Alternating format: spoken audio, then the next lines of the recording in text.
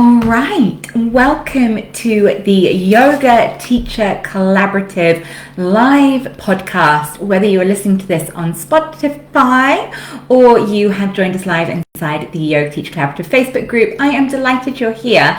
I do have a very naughty 13-week-old kitten that is sharing my desk right now. So hopefully he won't interfere with the tech, but he's needing supervision at the minute, which is why he is sat in the office with me. But if you are new here, welcome. My name is Laura Green. Teddy is the kitten. And this is your home for support, guidance, mentorship in the world of teaching yoga. I am a yoga teacher. I have been for 15 years in Hampshire in the UK. I'm also a business mentor, a teacher trainer, and a published author on teaching chair yoga. In these sessions, we cover absolutely everything from the business, the marketing, the soul of being a teacher, and how to inspire you in your day-to-day of showing up on the mat teaching. And that is what we are talking about today. We are talking about what lies beyond the boundaries of normal. I mean, we can talk about that in any aspect of our life. And as we know, teaching yoga isn't separate to life. So this is something to explore in your business, in your teaching, but also consider it in your day-to-day. What lies beyond the boundaries of normal? And there's a few different reasons why we're talking about this right now. Over the last few years, I have really been stepping more and more into what inspires me, my unique essence as a yoga teacher, what I want to dive into. And I like to teach narrow but deep, really deep into the subject matter of something. And I always used to worry, and we'll come on to this, that I was too serious, that I was too much, that my desire to unearth and unearth and unearth and go down and down and down into the rabbit holes of a tiny topic was too intense, was too much. And I used to kind of keep that part of me buried, especially when I was teaching. But like, okay, how can I make this more surface level? How can I make this more accessible? How can I make this a toe dip for my students? Rather than, this is me. I like to go to the depths of a subject material. Who wishes to come dive into that with me?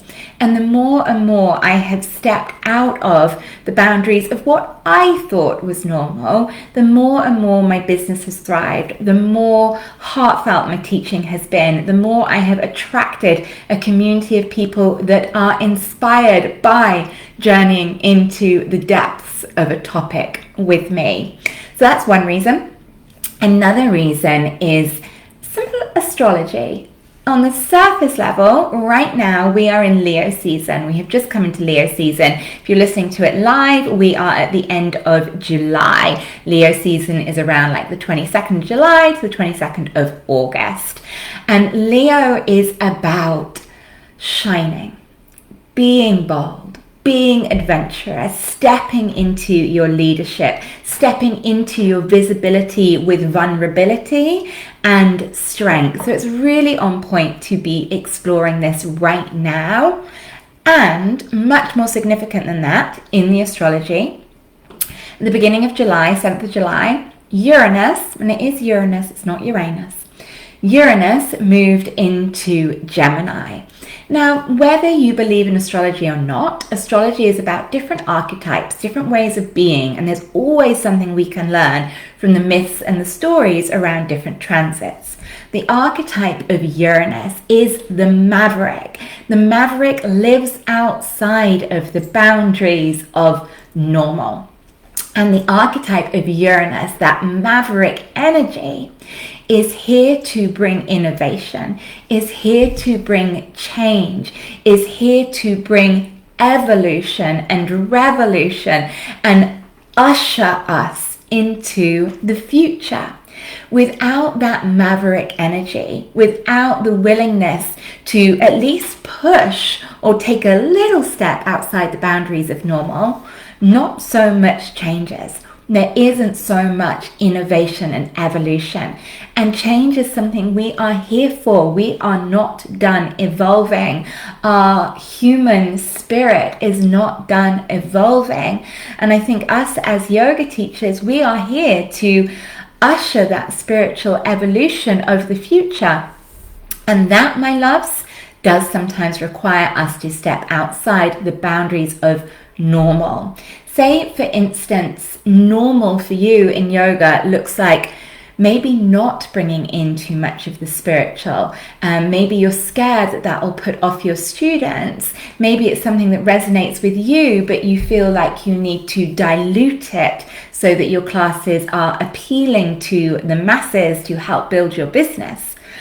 That, my loves, isn't honoring yoga. Yoga is a spiritual practice and isn't really stepping up. And what I see as one of our roles is giving people an opportunity to experience a spiritual life outside of maybe organized, structured religion. And we need spirituality. We need to reconnect with the sacred in our everyday and bring us back to how amazing it is to have a human life, how amazing it is to have this planet Earth.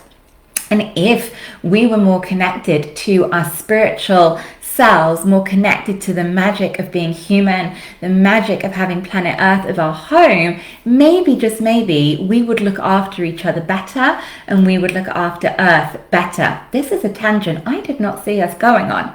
But I think we have a job to do, and sometimes that requires us to be the Uranus, to be the maverick, to be the ones that slightly, step by step, push the boundaries of normal, to evolve us, to play our role in the spiritual evolution of our communities via the ancient, sacred, spiritual teachings of yoga. Okay, and then, they were the three reasons. Something I'm exploring in my personal teaching over the last few years. Leo in the Leo season right now is a great opportunity to start to step beyond the boundaries of normal. Uranus moved into Gemini at the 7th of July. So as I said, Uranus is this energy of change, of revolution, and Gemini represents the mind. So this is And it's here for 8 years. There'll be a little retrograde. So we're kind of in a dress rehearsal now. There'll be a little retrograde. And then I think it's around April 2026 till 2033. Uranus will be in Gemini. Gemini is the mind. What does yoga help work with? The mind. Still and calm the mind so the seer may sit in their own true nature. So we work in the realm of the mind. Uranus in Gemini is about revolutions of the mind. How we think, how we communicate, how we interact with one another and our planet. Okay, so why, aside from all of that, why is this topic important right now? I hear a lot of people talking about the yoga industry being saturated. I do not believe that to be the case. I have been teaching yoga for 15 years, and of course, when I look around my community, there are a lot more yoga teachers than when I started 15 years ago. I was probably one of 5 yoga teachers in the whole city of Southampton, and many of the surrounding towns, I was the only teacher. Now, in some of the smaller towns, I might be one of 10, 15 teachers in there, but still, it is not saturated. There has been no change in my class numbers. My class numbers continue to grow. And as a teacher trainer locally, I'm supporting many teachers to set up in the area that I also teach in, and their classes, their businesses are full and thriving. So there is a lot of yoga, yes. It is not saturated, no. But what can be saturated is what looks like normal. So what often looks like normal within the yoga industry, and using the phrase yoga industry partly shows you how we've ended up with this homogenous view of what normal is. Go into a yoga class, go into a local yoga studio, look at how the media and social media present yoga, and what is the normal look. The normal look is maybe that it's kind of akin to exercise, but you take your shoes off and maybe there's a slight spiritual element to it, or a breath-based element to it, or a philosophy-based element to it. Who is going to classes? What looks normal in the demographic of yoga, the people who are attending it? And you'll start to see that there is a very clear look and feel that might be saturated in your area. 7 p.m. Monday night Vinyasa yoga for fairly fit, athletic, able people, probably more of a white demographic, probably more of a middle class demographic. It's all starting to look very homogenous. As soon as we change those glasses to, what does it look like if I don't try to fit into that? What if it looks like if I try to make my classes more accessible to different ethnicities, more accessible to different cultures, more accessible to different backgrounds, more accessible to different needs in the physical body and the mental health space? What starts to happen then when we're not fitting into teaching the normal demographic? What does it look like when we're not teaching the normal types of styles? I tend to say my class isn't style specific because I don't want to be held in by this is what is normal in a vinyasa class. This is what is normal in a yin class. For me, they're just yoga classes. The only one I differentiate as different is my Monday night gentle yoga for physical and mental stress relief, because that is the class where we really are not getting regularly up and down off the ground. And I like people to know that there won't be lots of downward facing dogs and planks, for instance. But in the other classes, taking myself away from the label of a style means that I have way more freedom to step out from the boundaries of normal based on that style. So for you to stand out in an area where there may be more yoga, it is not by fitting in to what looks normal in your community. Normal class length, normal class time, normal class style, normal fitness level, normal demographic of students that the class is aimed at. If you step out from that, it's going to be much easier to differentiate yourself as a yoga teacher in your area and to find your community. And really, what is normal within the context of yoga, and who gets to decide that? Often it's decided by how the media choose to depict normal. What is being shown and fed by the algorithms on social media. But you get to define in your town, what does normal look like, and what does that look like for you? Okay, so there is some safety element of clinging to normal. Normal is where our nervous system feels familiar. So let's change normal to familiar. And our nervous systems are always looking for familiar because it feels safe. We know what is expected. But we live in a world of change. Everything is always changing. So when we want to push the boundaries of normal in our yoga classes, in our teaching, we do it little bit by little bit. So a really silly example of this, I was teaching a Uranus in Gemini activation yoga class. So that is where I shared with my students a little bit of the astrology, a little bit of the archetype, why it was useful for work with, even if you roll your eyes at astrology. And then to get that feeling of Uranus is like on shaky ground. I literally brought in like shaky maraca style eggs, and just bringing that into the room didn't feel familiar to students. So that brings a slight edginess into their nervous system. Oh no, I'm not familiar with shaky maraca style eggs in a yoga class. What are we going to do with these? Am I going to be made to feel like a fool? And that is the nervous system freaking out about not being in the familiar, therefore maybe not being safe. So how do we take a baby step to get the nervous system to feel comfortable with unfamiliar?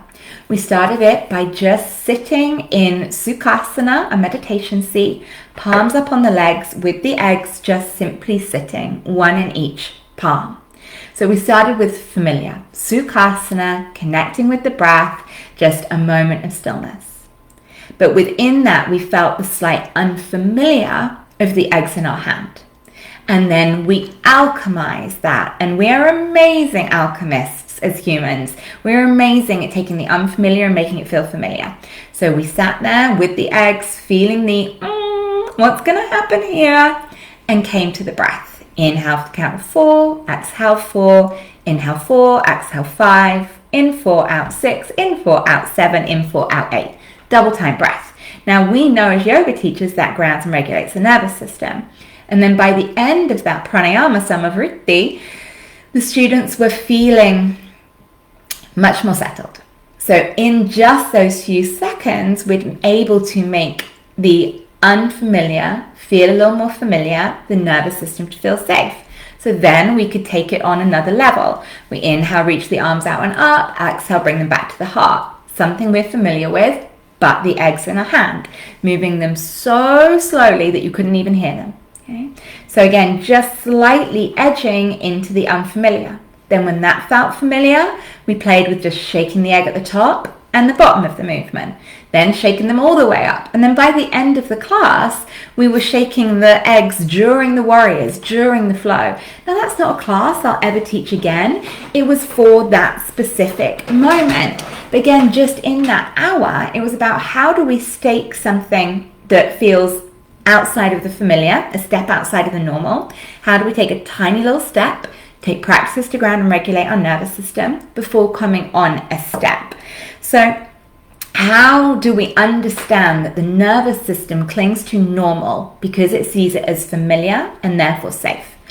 How do we start to take a little step beyond the realms of what we think is a normal yoga pose, a normal sequence, a normal way of expressing ourselves, a normal acceptable yoga theme? How do we take tiny little steps in a way that feels safe for our nervous system? Because so often in yoga classes, our creativity is restricted by what we think is normal to teach in a yoga class. So what do you think is normal to teach in a yoga class, and what do you think is not normal to teach in a yoga class that you would like to? You know, do you stick only to asanas with prescribed names? Or is the asana element just movement? Does it have to be an asana we recognize, like Virabhadrasana 2, to be yoga? Or is yoga not just movement? Can you start to add in asanas that have maybe come from creative play in your own practice, or maybe a way of taking your students towards something that you're exploring? Or do you confine yourself to, it must be a yoga pose that I can already find on the internet and have a name? How could you start to explore movement, creativity in asana? What about the breath techniques? Do you allow yourself to explore different ways of breathing, different breath practices, things that have come about in your own practice? The same with quotes and themes. How many times do we hear the same yoga class themes taught? You know, every solstice, it's going to be a solstice practice. Every equinox, you know, every full moon. So many times themes just feel to be recycled. Whereas I know every yoga teacher is a uniquely beautiful being with wonderful topics and passions and things that inspire you.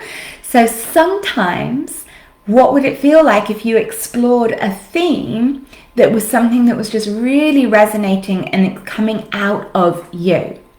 Okay? Rather than just clinging to what are acceptable themes for a yoga class, or recycled quotes.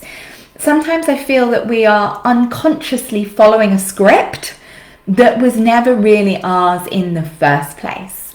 So how can we put that script down And it can be such simple things. I taught a practice this morning online. It was just half an hour, and we began and ended in Tadasana. Just that, it's a tiny step outside of the normal. We did not lie down and take Shavasana. We did not begin seated, but we had that bookend of that moment to be in Tadasana, to just be, to center ourselves. Or do you cling to the rule that a yoga class must look like this? Must begin seated, must finish lying down? What rules are you clinging to that maybe you could question? Is that rule always got to be the case? Or could you, with integrity, authenticity, and understanding of why, explore outside of the confines of that script that probably isn't actually yours? So I think one of the reasons we maybe stick to normal is something that I was saying at the beginning. A fear of being ourselves. If we stick to what is normal in a yoga class, what is the normal way a yoga teacher presents himself, what is the normal yoga teacher themes, talks, passions, hobbies, I think we cling to that because there is this fear of being seen, and what's under the fear of being seen is the fear of being liked. What is under the fear of being liked? It comes all the way back to our nervous system. Our nervous system is programmed to be in community because when we are in our family units, when we are in community, our survival is better. But that is so limiting and to some degree outdated. And it is holding our unique light and visibility back. So that fear of being liked makes us cling to normal. I think some of us fear being too much. I definitely fear being too much. Some of us fear being not enough, and I see both of these show up in teacher training. You can almost divide the room.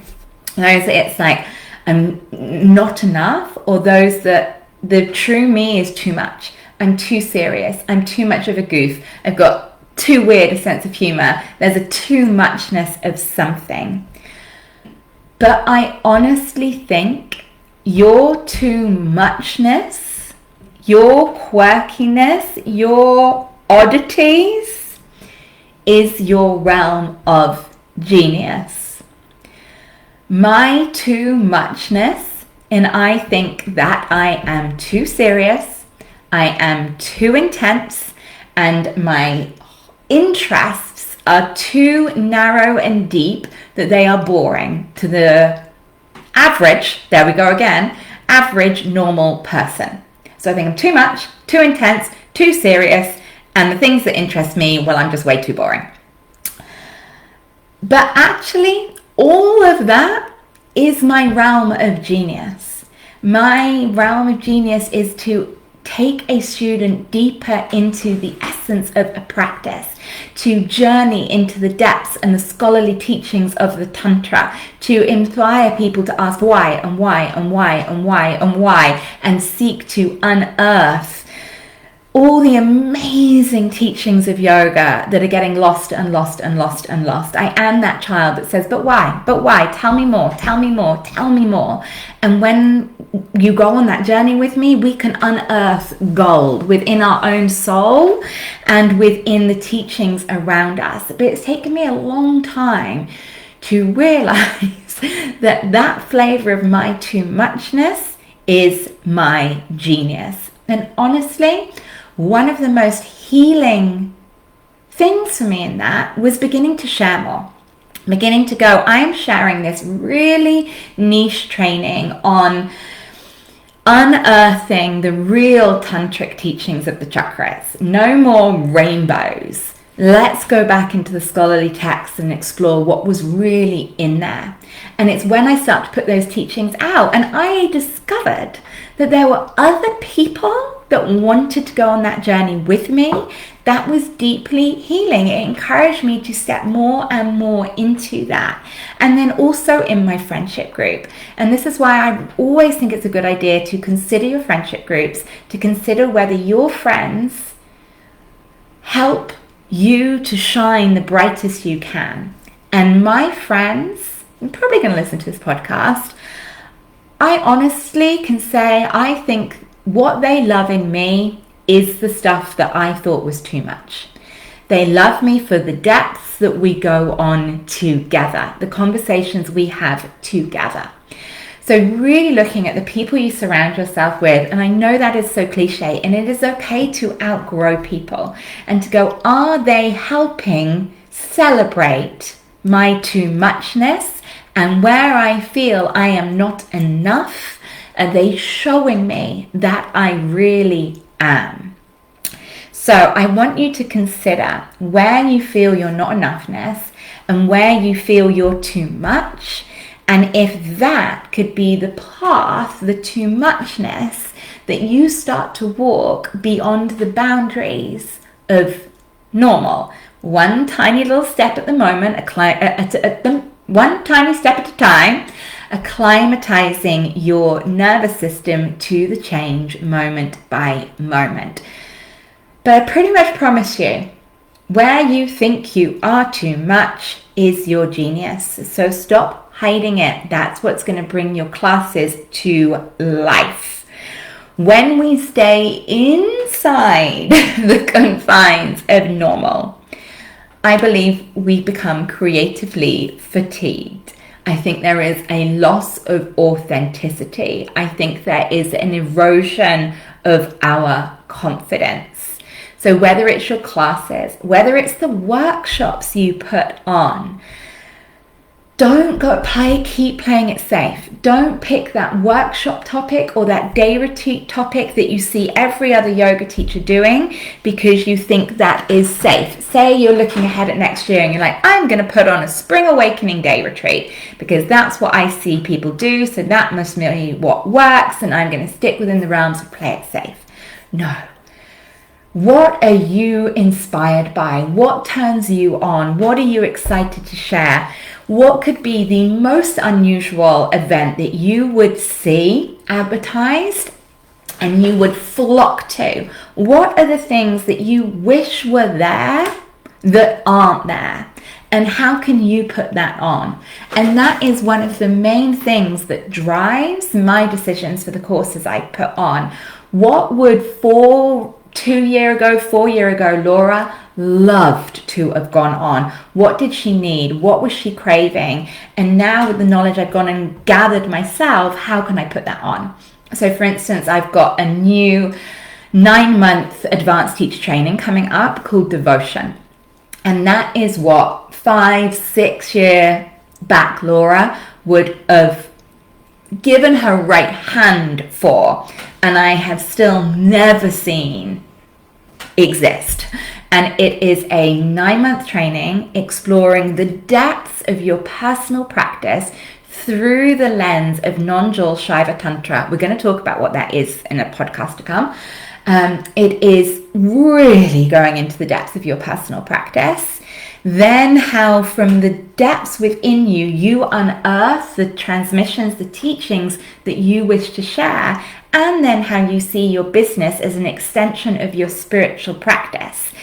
Now, that is so unique, so narrow, and so deep that I don't know if it's too much, I'm too much, anyone's going to want to do that work with me, but it is what is so authentic and real and lived within me. It is my too muchness put in a 9-month course. It is so deep, but that's what I put out. So same for you. Start to think about what courses, workshops, day retreats could you put out that are so much the very essence of you that no other person could run that course. No other person could put that workshop on because it is the very fiber of you. And don't worry if it's been put on before or not before. You get to create. Okay, so my invitations to you is to consider what normal means in the context of yoga and who got to decide that. And do you agree? Do you want to stay within that normal? Are you potentially unconsciously following a script that was never yours? Following a template that was never ours? Why do you stick to normal? What is the I'm too much, not enoughness that's making you cling to the stereotype of normal because you're worried that that bit of you that is your gold is not lovable? Okay? And then start to think about your next class or workshop and how could you share the tiniest snippet of what lies beyond normal. And that could be so simple in how you teach classes, getting your students to explore, this is the normal template of alignment, but how does it feel? Say bridge pose, normal template of alignment, feet hip distance wide, heels under the knees.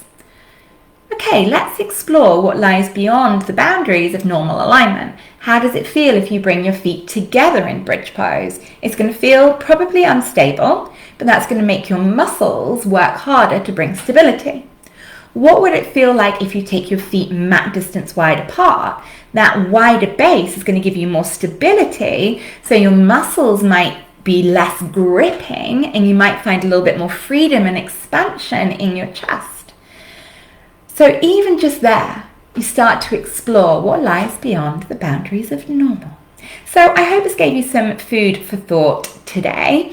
It was nice to share a little with you about devotion as well. It is on my website. It's probably on my social media, or just message me if you are interested. It doesn't start till March. It is an exceptionally special course. I'm so delighted to share a 9-month journey into the authentic depths of your spiritual practice outside of dogma. Really unearthing the yoga that you teach and how you teach based on the roots of your spiritual practice, and how you see your business as an extension of your spiritual practice, your dharma, your karma, how you are showing up with selfless work and action in this world. So if that is interesting to you, reach out and I can give you more details. Otherwise, I will see you next week. The kitten was super well behaved. He's gone to sleep. All right, bye for now, my loves.